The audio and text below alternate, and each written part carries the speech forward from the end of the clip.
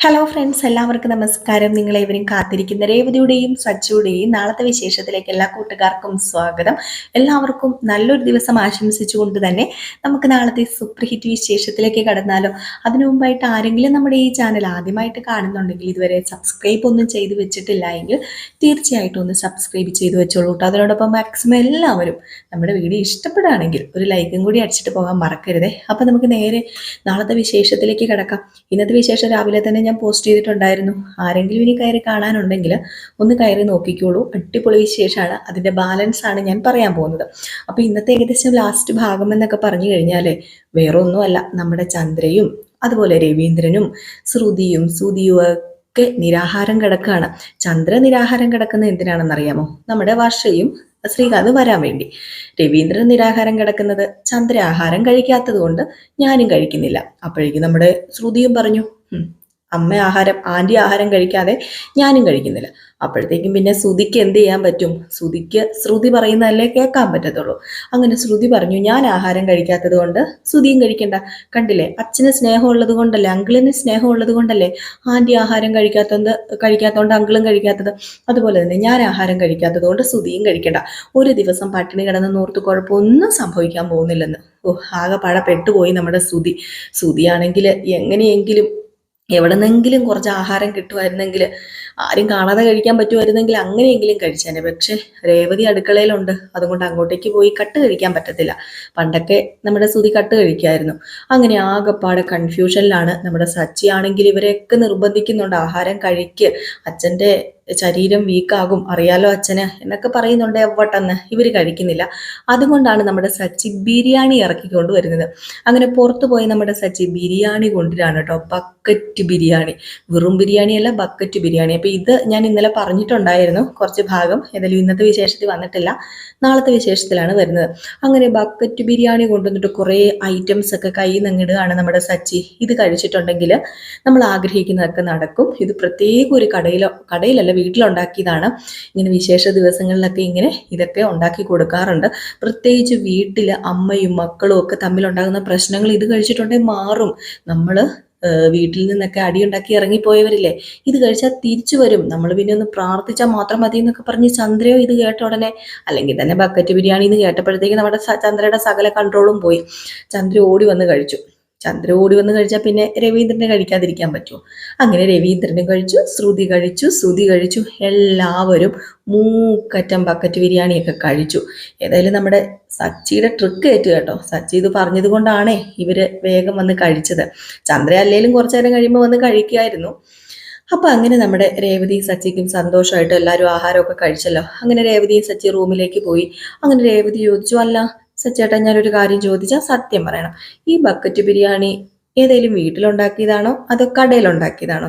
ഇതെല്ലാം സച്ചേട്ടൻ വെറുതെ പറഞ്ഞതല്ലേ? അതേ രേവതി, ഇതെല്ലാം ഞാൻ വെറുതെ പറഞ്ഞതാ. ഈ ബക്കറ്റ് ബിരിയാണി ഒരു കടയിൽ നിന്ന് ഞാൻ മേടിച്ചതാണ്, പിന്നെ ആരെ കൊണ്ടും പറഞ്ഞുണ്ടാക്കിച്ചതും അല്ല. അല്ലാതെ ഞാൻ വേറെ കുറെ കള്ളത്തരം പറഞ്ഞല്ലോ. ഇത് കഴിച്ചു കഴിഞ്ഞിട്ടുണ്ടെങ്കിൽ വീട്ടിൽ നിന്ന് പോയവരൊക്കെ തിരിച്ചു വരുന്നത്, അതൊക്കെ വെറുതെ ആയിരുന്നു. അതൊക്കെ വെറും പച്ചക്കള്ളമായിരുന്നു. അപ്പോഴത്തേക്ക് നമ്മുടെ രേവതി ഒന്ന് സച്ചിനെ നോക്കിയിട്ട്, അതേ സച്ചിയേട്ടനെ ഒരു നല്ല മനസ്സിൻ്റെ ഉടമയാണ്. സച്ചിയേട്ടൻ അമ്മയെ ഒരുപാട് സ്നേഹിക്കുന്നുണ്ട്. സച്ചിയേട്ടനെ അമ്മ സ്നേഹിക്കുന്നില്ലെങ്കിലും അമ്മയെ സച്ചിയേട്ടനെ ഒരുപാട് സ്നേഹിക്കുന്നുണ്ടെന്ന് എനിക്ക് മനസ്സിലായി. അതെന്താ നീ അങ്ങനെ പറഞ്ഞത്? അല്ല, അമ്മ ആഹാരം കഴിക്കാത്തത് കൊണ്ടും അതുപോലെ അച്ഛൻ ആഹാരം കഴിക്കാത്തത് കൊണ്ടും ഒക്കെ അല്ലേ സച്ചിയേട്ടൻ ഇത്രയൊക്കെ കള്ളം പറഞ്ഞിട്ട് അവരെ കൊണ്ട് ഇതൊക്കെ കഴിപ്പിച്ചത്. അപ്പൊ നമ്മുടെ സച്ചിയുടെ മുഖഭാവമൊക്കെ അങ്ങ് മാറിയിട്ടോ. സത്യത്തിൽ സച്ചിക്ക് അമ്മ എന്ന് പറഞ്ഞിട്ടുണ്ട് ഒരു പ്രത്യേക സ്നേഹമുണ്ട്. ആ ഒരു സ്നേഹം കിട്ടാത്തത് കൊണ്ട് തന്നെ, തനിക്കോ കിട്ടുന്നില്ല, പക്ഷെ തൻ്റെ മനസ്സിൽ ആ ഒരു സ്നേഹം പ്രകടിപ്പിക്കാനും പറ്റുന്നില്ല. ഇങ്ങനെയൊക്കെയല്ലേ നമ്മുടെ ചന്ദ്രനെ സ്നേഹിക്കാൻ പറ്റത്തുള്ളൂ. അങ്ങനെ സച്ചിയുടെ ഈ നല്ല മനസ്സ് കണ്ടിട്ട് നമ്മുടെ രേവതി ഒരുപാട് അഭിനന്ദിക്കുകയാണ്. നിങ്ങൾക്ക് നല്ല മനസ്സുണ്ട്, നോക്കിക്കോ, ഒരു ദിവസം അമ്മ തിരിച്ചറിയും നിങ്ങളാണ് നല്ലവനെന്നും നിങ്ങളെപ്പോലൊരു മകനെ കിട്ടിയത് അത് അമ്മയുടെ ഭാഗ്യമാണെന്നും അമ്മ തിരിച്ചറിയാൻ പോവാ സച്ചേട്ടാ. അങ്ങനെ ഒരു ദിവസം താമസിക്കാതെ തന്നെ ഉണ്ടാവും എന്ന് പറഞ്ഞപ്പോൾ, പിന്നെ അങ്ങനെ ഉണ്ടാകണമെങ്കിൽ രേവതി കാക്കമലന്ന് പറക്കണം. കാക്കമലന്ന് പറഞ്ഞാലും ഇനിയിപ്പോൾ ചന്ദ്രയുടെ സ്വഭാവം മാറാനൊന്നും പോകുന്നില്ല. ഇല്ല സച്ചേട്ടാ, മാറും. അല്ല, സച്ചേട്ടൻ ശ്രീകാന്തിനെ പോയി കണ്ടില്ലേ? കണ്ടിട്ട് ശ്രീകാന്ത് എന്താ പറഞ്ഞത്? അവൻ എന്ത് പറയാനാ? നീ പറഞ്ഞിട്ട് ഞാൻ ഇവരുടെയും കാലും പിടിക്കാനും പോയി. അവൻ പറയുന്നത് അവൻ്റെ ഭാര്യ വരാതെ തിരിച്ചവൻ വരില്ലെന്ന്. അവൻ്റെ ഭാര്യയെ എപ്പം ചന്ദ്രോദയത്ത് കാലുകുത്തുന്നു അപ്പോഴേ അവൻ വരത്തുള്ളെന്ന് പറഞ്ഞു. അല്ല എങ്കിലേ ഞാനൊരു കാര്യം പറയട്ടെ. ഞാൻ ഈ കാര്യം പറയുമ്പോൾ ചിലപ്പോൾ സച്ചേട്ടന് ദേഷ്യമൊക്കെ വരാം. പക്ഷേ ഞാന് നമ്മുടെ കുടുംബത്തിന്റെ നല്ലതിന് വേണ്ടിയാ പറയുന്നത്. നമ്മൾ ഒന്ന് താന്നു നിന്നോർത്ത് കുഴപ്പമൊന്നുമില്ല. നമ്മുടെ കുടുംബത്തിൽ എല്ലാവരും സന്തോഷമായിട്ട് ജീവിക്കുന്നത് കാണാനല്ലേ അച്ഛൻ ആഗ്രഹിക്കുന്നത്. എങ്കിൽ പിന്നെ നമുക്ക് രണ്ടുപേർക്കും വർഷേനെ ഒന്ന് പോയി കണ്ട് വീട്ടിൽ പോയി ഒന്ന് സംസാരിക്കത്തില്ലേ? എന്താ നീ പറഞ്ഞത്? വർഷേനെ പോയി കണ്ട് ആ വീട്ടിൽ പോയി സംസാരിക്കാന്? നീ പറഞ്ഞതിന്റെ അർത്ഥം എനിക്ക് മനസ്സിലായി. ഞാൻ ആ മധുസൂദനന്റെ കാല് പിടിക്കണം എന്നല്ലേ? ഏയ്, അങ്ങനെയൊന്നും അല്ല സച്ചേട്ടാ ഞാൻ പറഞ്ഞത്. അവർക്കും ഒരു തെറ്റിദ്ധാരണയുണ്ട്. ശരിയാ, സച്ചേട്ടൻ ചെയ്തത് തെറ്റാണല്ലോ. സച്ചേട്ടൻ തല്ലിയത് മോശമായിപ്പോയി. അത് നമ്മുടെ ഭാഗത്തു നിന്നുണ്ടായ തെറ്റല്ലേ? അപ്പൊ അത് പറഞ്ഞു തിരുത്തേണ്ടത് ആരാ? സച്ചേട്ടനല്ലേ? ഇതേ എന്റെ പൊന്നി രേവതി, ഞാൻ തല്ല് കൊടുത്തത് കുറഞ്ഞു പോയെന്ന് എനിക്ക് തോന്നുന്നത്. 2 തല്ല് കൂടുതൽ കൊടുക്കണമായിരുന്നു. അതുപോലെയുള്ള കാര്യങ്ങളൊക്കെ അയാള് വിളിച്ചു പറഞ്ഞത്. രേവതി, നീ പറയുന്ന എല്ലാം ഞാൻ കേൾക്കുന്നുണ്ടെന്ന് പറഞ്ഞ് നീ ഉണ്ടല്ലോ, എന്നെ ഇങ്ങോട്ട് തരം താഴ്ത്താൻ ശ്രമിക്കല്ലേ. സച്ചേട്ടൻ തരം താഴ്ന്നത് എനിക്കിഷ്ടമാണെന്ന് സച്ചേട്ടന് തോന്നുന്നുണ്ടോ? പോട്ടെ, മധുസൂദൻ അങ്കിളിനെ പോയി കാണണ്ട. വർഷയുടെ അമ്മേനെ പോയി കണ്ട് സംസാരിക്കത്തില്ലേ? വർഷയോടും സച്ചേട്ടൻ സംസാരിക്കത്തില്ലേ? ഇതിപ്പം ഞാനല്ലല്ലോ അവരുടെ അച്ഛനെ ഒന്നും തല്ലിയത്. വർഷയുടെ അച്ഛനെ തല്ലിയത് സച്ചേട്ടൻ തന്നെയല്ലേ? അപ്പൊ സച്ചേട്ടൻ സംസാരിച്ചു കഴിഞ്ഞാൽ നിർത്തുന്നുണ്ടോ? ഞാൻ സംസാരിക്കാനുള്ളത് പോയി സംസാരിച്ചു, നീ സംസാരിക്കാനുള്ളത് പോയി വർഷയോടും സംസാരിച്ചല്ലോ. ഇനിയിപ്പൊ അവള് വരുന്നില്ലെങ്കിൽ വരണ്ട, അത്ര തന്നെ. അല്ലാതെ പോയി കാല് പിടിച്ച് തൂക്കിക്കൊണ്ട് വരാനൊന്നുമേ എന്നെ കിട്ടത്തില്ല എന്ന് പറഞ്ഞ് സച്ചി അങ്ങ് പോയിട്ടോ. രേവതി വെറുതെ ഒന്ന് പറഞ്ഞു നോക്കിയത്, കിട്ടിപ്പോയാ പോയി. ഇനിയിപ്പൊ വർഷേനെ ചെന്നൊന്ന് വിളിച്ചൊന്ന് നമ്മളൊന്ന് താഴ്ന്നു കൊടുത്താലും അവിടെ വേറൊരു പ്രശ്നം ഉണ്ടാവില്ലല്ലോ. നമ്മൾ താഴ്ന്നാലും കുടുംബം നല്ല രീതിയിൽ മുന്നോട്ടേക്ക് പോകുമല്ലോ എന്ന് ഓർത്തിട്ടാണ് നമ്മുടെ രേവതി അതൊക്കെ ചെയ്തത് കേട്ടോ. അപ്പൊ ഇതൊക്കെ കഴിഞ്ഞ് ഭക്ഷണമൊക്കെ കഴിച്ചു, ബക്കറ്റ് ബിരിയാണിയൊക്കെ കഴിഞ്ഞൊരു ദീർഘശ്വാസമൊക്കെ വിട്ട് നമ്മുടെ ശ്രുതിയും ഒക്കെ ഇരിക്കുകയാണ്. ഏതായാലും ഈ സമയത്താണ് പെട്ടെന്ന് ഓർമ്മ വരുന്നത് നമ്മുടെ ചന്ദ്രയ്ക്ക്. എന്ത്, ശ്രുതിയുടെ അച്ഛൻ വന്നില്ലല്ലോ എന്ന്. ഇത്രയും നേരം മറന്നിരിക്കുമായിരുന്നു പുള്ളിക്കാരിയെ. അപ്പൊ പെട്ടെന്ന് നമ്മുടെ സച്ചിയും കൂടെ കാരണമാണ് കേട്ടോ. സച്ചി ആരാ മോന്? സച്ചി ഓർമ്മിപ്പിക്കുകയാണ് ആരെ? നമ്മുടെ ചന്ദ്രനെ. ആഹാ, അല്ല ഏടത്തിയുടെ അച്ഛനെ ഇതുവരെ കണ്ടില്ലല്ലോ. ഏടത്തിയുടെ അച്ഛന് എന്തു പറ്റി? ആകാശത്ത് വന്നിട്ട് പറന്നു പോയോ? അല്ല ഇനിയിപ്പം നീരാവിയായി പോയോ? അതോ ഇനിയിപ്പം ബഹിരാകാശത്ത് വല്ലതും കേറിയോ? ഇതൊക്കെ കേട്ട് കഴിഞ്ഞപ്പോഴത്തേക്ക് നമ്മുടെ ശ്രുതിക്കും പെട്ടെന്ന് ഓർമ്മ വന്നത് അപ്പോഴാ. ഓ ശരിയാണല്ലോ. അല്ല ശ്രുതി, നിന്റെ അച്ഛൻ എന്തേ? നിന്റെ അച്ഛൻ വരുന്നുണ്ടെന്ന് പറഞ്ഞിട്ട് ഇപ്പം ഒരു ദിവസം കഴിഞ്ഞില്ലേ? നിന്റെ അച്ഛനെ എന്തേ ഇതുവരെ കാണാത്തത്?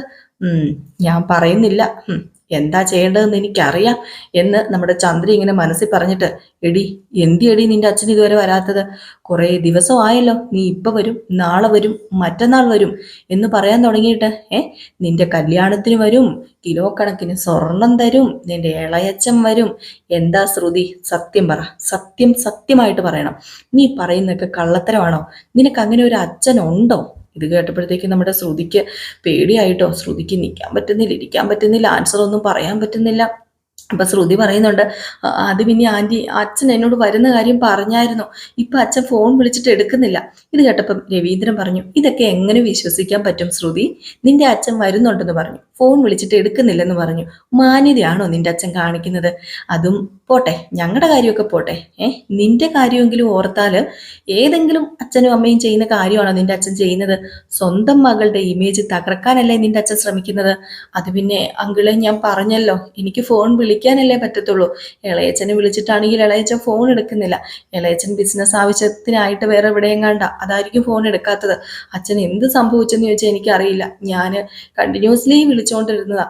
ഒരു ഇടയ്ക്ക് വരെ കിട്ടുന്നുണ്ടായിരുന്നു, പിന്നെ അച്ഛൻ്റെ ഫോണിൽ വിളിക്കുമ്പോൾ റേഞ്ച് കിട്ടുന്നില്ല. അപ്പോഴത്തേക്ക് ചന്ദ്ര പറഞ്ഞു, ഓഹോ, നിന്റെ അച്ഛൻ്റെ ഫോണിൽ വിളിക്കുമ്പോൾ റേഞ്ച് കിട്ടുന്നില്ലല്ലേ, നീ ഒന്ന് വിളിച്ചേ, ഞാനൊന്ന് കാണട്ടെ എന്ന് പറഞ്ഞ് ഏതോ ഫോണിലേക്ക് വിളിപ്പിക്കുകയാണ്. നമ്മുടെ ശ്രുതി ഫോൺ വിളിക്കുകയാണ്. അപ്പോഴത്തേക്കും റേഞ്ച് കിട്ടുന്നില്ല, കാര്യം ശരിയൊക്കെയാണ്. ഏതായാലും ചന്ദ്രയ്ക്ക് അങ്ങ് വിശ്വാസം വരുന്നില്ല. ചന്ദ്ര വീണ്ടും ആവർത്തിച്ച് പറയുക, ശ്രുതി നീ കള്ളം പറയരുത്, നീ കള്ളം പറയുന്നതാണെങ്കിൽ നിന്റെ അവസാനത്തെ കള്ളം പറച്ചിലായിരിക്കും കേട്ടല്ലോ. നീ എന്താ മനുഷ്യനെ പൊട്ടിയാക്കുകയാണോ? കുറെ ദിവസമായി ഏതെങ്കിലും വീട്ടിൽ നടക്കുന്ന കാര്യമാണോ? നീ ഞങ്ങളെ പറ്റിക്കാൻ തുടങ്ങിയിട്ട് എത്ര ദിവസങ്ങളായെന്ന് നിനക്കറിയാലോ. ശ്രീകാന്തിന്റെ വർഷയുടെയും കാര്യം അങ്ങ് ആയതുകൊണ്ടാണ് ഞാൻ ഇതൊക്കെ അങ്ങ് വിട്ടുകളഞ്ഞത്. ഇനി എനിക്കങ്ങനെ വിട്ടുകളയാൻ പറ്റത്തില്ല. ഒരു ദിവസം ഞാൻ സമയം തരും, ഒരു ദിവസം. ഈ ഒരു ദിവസത്തിനുള്ളിൽ നിന്റെ അച്ഛൻ ഇവിടെ വന്നിരിക്കണം, ഉറപ്പായിട്ടും വന്നിരിക്കണം എന്ന് പറഞ്ഞു. ശ്രുതി ആകെ പെട്ടുപോയിട്ടോ. ശ്രുതിയാണെങ്കിൽ വല്ലാത്തൊരു ടെൻഷനിലാണ്. ഈ സമയത്താണ് നമ്മുടെ ശ്രുതിയാണെങ്കിൽ ശ്രുതിനെ പോയി കണ്ടിട്ട്, അതേ അച്ഛനോട് വരുമ്പം 14 ലക്ഷം രൂപയുടെ കാര്യം പറയണോ കേട്ടോ ശ്രുതി എന്ന് പറഞ്ഞത്. ഇത് കേട്ടതും നിർത്തുന്നുണ്ടോ നിങ്ങൾ? കുറെ നേരമായി, എത്ര ദിവസമായി നിങ്ങൾ തുടങ്ങിയിട്ട്? 14 ലക്ഷം രൂപ. അതെ, നിങ്ങൾ വേറെ എന്തെങ്കിലും ജോലിക്ക് പോയാൽ മതി. എൻ്റെ അച്ഛൻ തരുന്ന 14 ലക്ഷം രൂപയും കൊണ്ട് നിങ്ങൾ മിണുങ്ങാന്ന് വിചാരിക്കേണ്ട. മര്യാദയ്ക്ക് ഏതെങ്കിലും ഇന്റർവ്യൂവിൽ പോയി പങ്കെടുത്ത് ജോലി നേടാൻ നോക്ക്. അല്ലാതെ ഈ എവിടെ പോകാനാ? ഇറ്റലിക്കല്ലേ? ഇറ്റലിക്കാണോ? എന്തെങ്കിലും ആട്ടെ, പെട്ടെന്ന് ഞാൻ മറന്നു പോയിട്ടോ. അപ്പൊ അവിടെ പോകാനുള്ള പൈസ നിങ്ങൾക്ക് അങ്ങനെ ആ ഒരു സ്വപ്നമേ കളഞ്ഞേരെ, ആ ഒരു ജോലിയെ നിങ്ങൾ പ്രതീക്ഷിക്കേണ്ട. എൻ്റെ ഭാഗത്ത് നിന്ന് ഒരു സപ്പോർട്ടും ഉണ്ടാകത്തില്ല. ഇല്ലെങ്കിൽ നിങ്ങൾ പോയി തനിയെ പൈസ ഉണ്ടാക്കാൻ പറഞ്ഞു. ദേഷ്യം വന്നിട്ട് അങ്ങോട്ട് ശ്രുതി അങ്ങ് ഇറങ്ങി പോവാട്ടോ. നമ്മുടെ ശ്രുതിയാണെങ്കിലും ഇനിയിപ്പോൾ എന്ത് ചെയ്യും? 14 ലക്ഷം രൂപയ്ക്ക് ചന്ദ്രയുടെ അടുത്ത് നിന്നിട്ട് അമ്മ 14 ലക്ഷം രൂപ എവിടെ നിന്നെങ്കിലും ഒന്ന് സെറ്റാക്കി താ അമ്മേ, എൻ്റെ ചക്കര അമ്മയല്ലേ. 14 ലക്ഷം രൂപയ്ക്ക് ഞാൻ പോയി കഴിഞ്ഞിട്ടുണ്ടെങ്കിലേ നോക്കിക്കോ, ഒരു വർഷം കഴിയുമ്പോൾ അമ്മേനെയും കൊണ്ടുപോകും. നമുക്ക് അവിടെ വീടൊക്കെ മേടിച്ചോ, വർഷയ്ക്ക് ഒരു ബ്യൂട്ടി പാർലറിലൊക്കെ ഇട്ട് കൊടുത്ത് നമുക്കവിടെ സെറ്റാകാമേ എന്ന് ചന്ദ്ര പറഞ്ഞു. മാറിപ്പോടാ, 14 ലക്ഷം പോയിട്ട് 1000 രൂപ തികച്ചെടുക്കാൻ എൻ്റെ കയ്യിലില്ല. അപ്പോഴല്ലേ അവൻ്റെ 14 ലക്ഷം രൂപ. സത്യമായിട്ടും രവിയേട്ടനൊക്കെ പറയുന്നത് പോലെ നിനക്ക് ജോലി വല്ലതും കിട്ടുവോടാ? എടാ, കഷ്ടപ്പെടാതെ വല്ലതും പറ്റുവോടാ? നീ എന്താടാ മോനെ ഇങ്ങനെയായി പോയത്? ഞാൻ ഓർക്കുക ഏത് നേരത്താണോ എനിക്ക്. അപ്പോഴത്തേക്ക് നമ്മുടെ ശ്രുതി പറഞ്ഞു, വേണ്ട, അമ്മയോട് ഞാൻ ചോദിച്ചിട്ടുമില്ല, അമ്മേനോടൊന്നും പറഞ്ഞിട്ടുമില്ല, ഞാൻ പോവാന്ന് പറഞ്ഞു ശ്രുതി അങ്ങ് മാറിപ്പോയിട്ടോ. ഏതായാലും ഈ സമയത്ത് പിന്നെ കാണിക്കുന്നത് നമ്മുടെ സച്ചിനെ തന്നെയാണ്. അപ്പൊ സച്ചിക്കും വല്ലാത്തൊരു സംശയം കേട്ടോ. അപ്പൊ സച്ചി രവീന്ദ്രനോട് സംസാരിക്കുന്നുണ്ട്. ഇതെന്താ അച്ഛാ ശ്രുതി അടുത്തിടെ അച്ഛൻ വരും എന്ന് പറഞ്ഞിട്ട് വരാത്തത്? അച്ഛൻ എന്താ അഭിപ്രായം അച്ഛൻ്റെ? അത് പിന്നെ ഞാൻ എന്ത് പറയാനാ മോനെ, എനിക്ക് പ്രത്യേകിച്ച് ഇതിൽ അഭിപ്രായം ഒന്നുമില്ല. അല്ല എങ്കിലും അച്ഛനൊന്ന് പറ. ഞാനൊരു കാര്യം പറയട്ടെ, അന്ന് ഇളയച്ചനാന്നും പറഞ്ഞുകൊണ്ട് നമ്മുടെ നാട്ടിൽ പോയപ്പം അച്ഛമ്മയുടെ അടുത്ത് ഒരാൾ വന്നില്ലേ, അയാള് ശ്രുതി അടുത്തിടെ ഇളയച്ചനാണെന്ന് അച്ഛന് തോന്നുന്നുണ്ടോ? അതെന്താണ് നീ അങ്ങനെ ചോദിച്ചത്? അല്ല, വേറൊരാള് വേഷം കെട്ടിച്ചോണ്ട് വരേണ്ട കാര്യം എന്തിനാ ശ്രുതിക്ക്? അതിന്റെ കാര്യം ശ്രുതിക്കില്ലല്ലോ. അച്ഛനൊന്ന് ചിന്തിച്ച് നോക്കിക്കേ. ശ്രുതി ഏട്ടത്തി ഒരുപാട് കള്ളത്തരം പറയുന്നുണ്ട്. ആദ്യം ആ ബ്യൂട്ടി പാർലർ വിറ്റു, എന്നിട്ട് നമ്മളോട് പറഞ്ഞില്ല. അത് ശ്രുതി അറിഞ്ഞു കഴിഞ്ഞപ്പോഴത്തേക്കും വേറെ എന്തോ പാർട്ട്ണർഷിപ്പോ അങ്ങനെയൊക്കെയായി. എന്തൊക്കെയോ കള്ളത്തരം നമ്മളിൽ നിന്ന് മറച്ചു പിടിക്കാൻ നോക്കുന്നില്ലേ ഈ പറയുന്നതിന്റെ പൗഡർ എടുത്ത്. നിനക്ക് തോന്നുന്നതായിരിക്കും. ഏതായാലും ഒരു ദിവസം കഴിയുമ്പോൾ അവിടെ അച്ഛൻ വരുന്നല്ലേ പറഞ്ഞത്, നമുക്ക് നോക്കാം എന്നൊക്കെ ഇങ്ങനെ നമ്മുടെ രവിയും പറഞ്ഞു കേട്ടോ. ഏതായാലും ഭയങ്കര സംശയം തന്നെയാണ് നമ്മുടെ സച്ചിക്ക്. ഈ സമയത്താണ് നേരെ ശ്രുതി ചെല്ലുന്നത്. എങ്ങോട്ടേക്ക്? ബ്യൂട്ടി പാർലറിലേക്ക്. അവിടെയാണല്ലോ എല്ലാം മനസ്സ് തുറന്നു പറയാൻ പറ്റുന്ന ആളുള്ളത്, നമ്മുടെ മീര.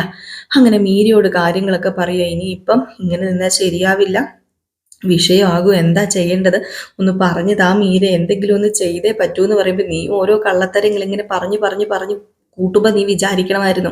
അല്ല, നിന്റെ അമ്മായിയമ്മനെ വേറെ എന്തെങ്കിലും പറഞ്ഞ് നീ ഒതുക്കാൻ പറ്റില്ലേ?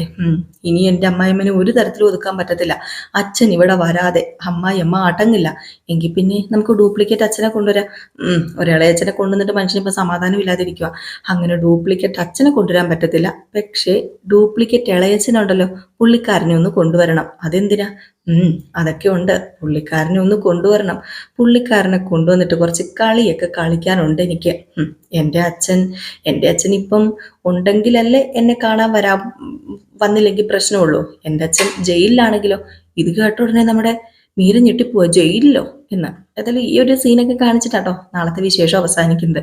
ഏതായാലും നമ്മുടെ ഇളയച്ചനെ കൊണ്ടുവന്ന് അച്ഛൻ ജയിലിലാണെന്നും അച്ഛനെ ആരൊക്കെയോ കൂടി ചേർന്ന് പറ്റിച്ചെന്നും വരുത്തി തീർക്കണം. അതായത് ബിസിനസ് ഒക്കെ തകർന്നു പോയി എന്നുള്ള രീതിയിൽ വരുത്തി തീർക്കണം. ഇല്ലെങ്കിൽ പൈസയും ചോദിക്കൂല്ലോ. അപ്പൊ പിന്നെ അച്ഛൻ ജയിലിലായോണ്ട് വരുകയും വേണ്ട, ബിസിനസ് ഒക്കെ തകർന്നുകൊണ്ട് പൈസയും നമ്മുടെ ചന്ദ്ര ചോദിക്കില്ല. അപ്പൊ അതൊക്കെയാണ് നമ്മുടെ ശ്രുതിയുടെ ലക്ഷ്യം. ഏതായാലും അതൊക്കെ നമുക്ക് കാത്തിരുന്ന് തന്നെ കാണാം. ഇനി അങ്ങോട്ടേക്ക് ഓരോ എപ്പിസോഡും അടിപൊളിയാണ് കേട്ടോ. അപ്പം മിസ് ചെയ്ത് കളയരുത്, എല്ലാവരും കാണുക. നിങ്ങളുടെ സ്നേഹത്തിനും സപ്പോർട്ടിനൊക്കെ ഒരുപാട് നന്ദിയുണ്ട്. അപ്പം നാളത്തെ വിശേഷമാണ് ഞാൻ പറഞ്ഞിരിക്കുന്നത്. അപ്പം എല്ലാവർക്കും ഇഷ്ടപ്പെട്ടെന്ന് കരുതുന്നു. തീർച്ചയായിട്ടും ഇഷ്ടപ്പെട്ടെങ്കിൽ ഒരു ലൈക്കും കൂടി അടിച്ചിട്ട് പോണേ. Tata, bye bye.